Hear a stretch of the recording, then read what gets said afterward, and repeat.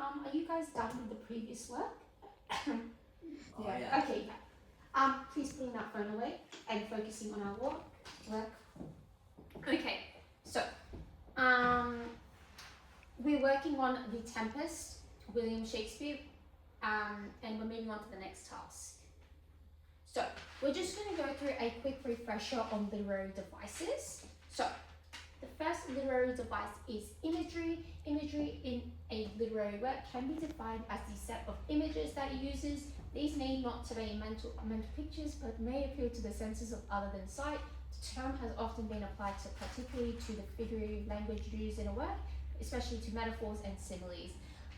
Sarah, can you give me an example of imagery from like the top of your head? The sea was bright blue. Yep, that's good, but you probably need to expand on it more because imagery has like visual, auditory, olfactory. What about you, Hassan? Can you try giving an example? The bright beams of the suns, complemented by the chirping seagulls in the Mediterranean beach. Yeah, that's pretty good. Anyways, though, moving on.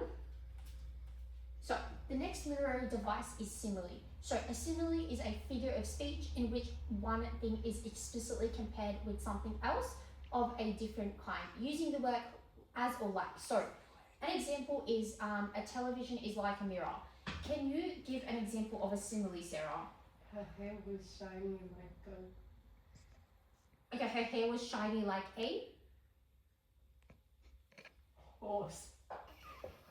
Okay, yeah. Okay, so can you try giving an example of a simile? He was as bright as the sun. Yeah, good job. Okay, so the next literary device is a monologue. So a monologue is an extended speech uttered by one speaker either to others or as if alone. So significant varieties include the dramatic monologue, so a kind of poem in which the speaker is imagined to be addressing a silent audience. But as a question to the class, does anyone know the difference between a monologue and soliloquy and would like to answer? Please put your hand up. Or no. Okay, Sarah, do you want to try? Yeah, so a monologue is like addressed to multiple people. Mhm. And like a soliloquy is like a long speech, which is like just by themselves. Yeah, that's really, really good. Okay, so moving on, we're going to move on to the think, pair, share task, which is like our main task for today. So we're planning to do an analysis and an annotation of this scene. So it's Act 4, Scene 1. Before we get into reading this, just letting you know, we have to find at least 3 figurative devices in this passage. And we also have to, once you've found the figurative devices and written them down, you also have to write 1 to 2 sentences explaining it or adding, providing an explanation. Okay, does anyone want to volunteer on reading this passage? Or otherwise I'll have to pick someone. Hassan, can you read this passage, please? You do look, my son, in a moved sort, as if you are dismayed. Be cheerful, sir. Our revels now are ended. These are actors, as I foretold you. You are all spirits, and are melted into air, into thin air.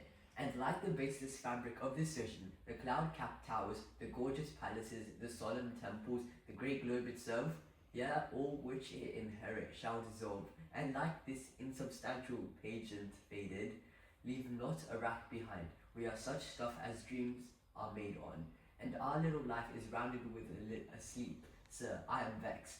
Bear with my weakness. My brain is troubled. Be not disturbed with my infirmity. If you please, retire into my cell and there repose. A turn or two I'll walk to still my beating mind. Okay, yeah, thank you for that reading, Hassan. Just before we get into the analysis and annotation, can someone tell me what's important for analysing and annotating? So what do we need to do in this process? Can anyone take a guess? You can call out. We need to break it down and understand the text in like smaller bits. Yeah. So the context of what's happening in this situation. Hassan, is there something you'd like to add on? We should define keywords. Yep, define keywords. Anything else that we need to know? We should also, like, if there's anything to highlight or circle, that's also part of declining. But anyways, anyone have any questions or what they're supposed to be looking for in this passage? So it's figurative devices, but just to check, can you give me an example of like 2 figurative devices, Sarah? Like name them. A simile. Yeah. And imagery. Good job. So I'm gonna give you guys about 2-3 minutes just to look at this passage and identify those techniques and trying your best to write as much as you can. Yeah. I'll leave you to it.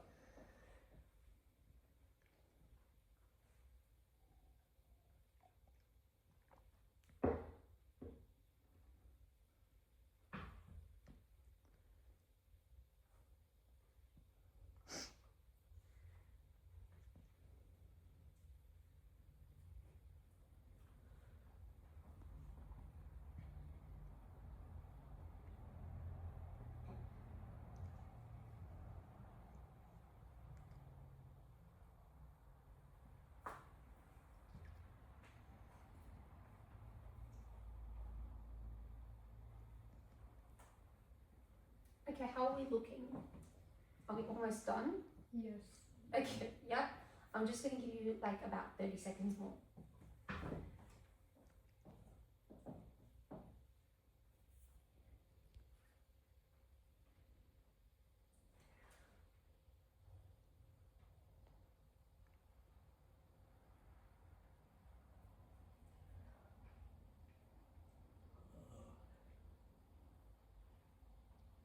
Okay, let's just go through this as a class now. Sarah, is there anything that you wrote down or any technique that you identified? There's a simile in the text. Yeah, and where is the simile? On the 5th line. Yeah, Like the so, basis fabric. like the basis fabric of this vision. Okay, and what about you, Hassan? Did you identify any techniques or? The cloud-capped towers, the gorgeous palaces, the solemn temples, the great globe itself is imagery. Okay, yeah, and is there anything else that you guys found interesting or noticed or found like that you could work with? Where it says here, or which it inherit shall dissolve. I don't know, it's like juxtaposition or paradox, one of them. Yeah. So you're right, it's quite an interesting sentence because it's like we have this beautiful imagery, but then it's talking about how all of this that you're going to inherit is going to dissolve. So it's about like illusion, reality, and falsehood, all those things. I noticed this line as well, the Great Globe itself. Do you guys know what the Great Globe stands for, or? The Okay, world. Earth, yeah. But like, do you know what it has to do with Shakespeare, the Great Globe? Or you remember from previous lessons?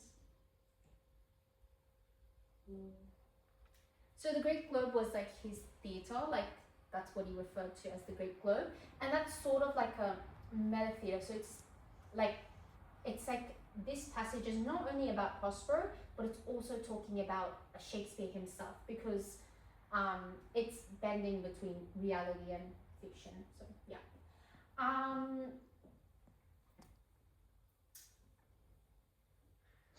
So we have repetition here as well. Melted into air, into thin air, because we want emphasis for that. And what's it called?